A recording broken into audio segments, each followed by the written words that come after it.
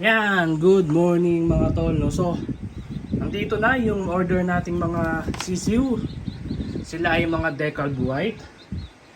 Pasensya na, inihingal pa ako. Galing ako sa pag-pick up dun sa ground floor. So, tayo ay nakatira dito sa 4th floor apartment. And, pinick up natin yung CCU sa ground. Gupitin na lang natin yan. Madali. So ito ay 27 pieces yung order natin, no? So sa kaibigan natin yan kay Sir Al Reyes from Marikina. So ito siyang legit na supplier ng mga Decal White. Okay? So yan, kita natin mga sisi, dami oh. 27 yan na babae and nanghingi tayo ng lalaki. So luckily binigyan naman tayo ng kanyang supplier. So ito yung dalawang lalaki, yung may kulay pink. Yan. I don't know paano nila ito gender, no? Basta nakakuha na ako sa kanya before ng 5 piraso. Legit naman, puro babae. And ngayon nga to may lalaki. Bakit tayo nanghingi ng lalaki? Kasi balak natin yung mga susunod na layers natin is tayo na yung magbe-breed. So isa siguro sa ginawa nilang gendering kasi magkaka-age yan is yung pakpak. So pag ganyan yung pakpak, usually sila ay lalaki. Okay? Pag ganito naman, makikita nyo ang pakpak ng babae, ayan, mas mahaba.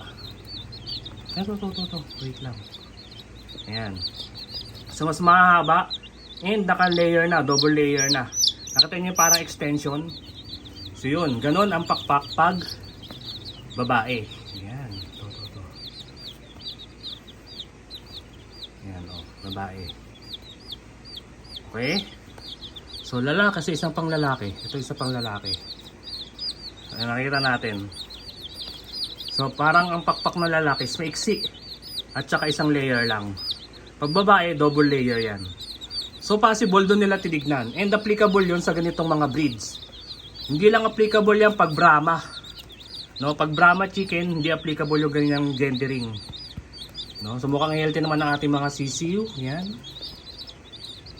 So yun, yan. So yan yung pakpak, no? Double layer. So 1 and 2, may extension dun banda. So applicable lang to again sa mga ganitong breeds, no? Hindi yan applicable sa Brahma chicken. Sa Dong Tao minsan, okay, applicable din to minsan. Minsan lang ha. Minsan tumatama ako dyan, minsan hindi.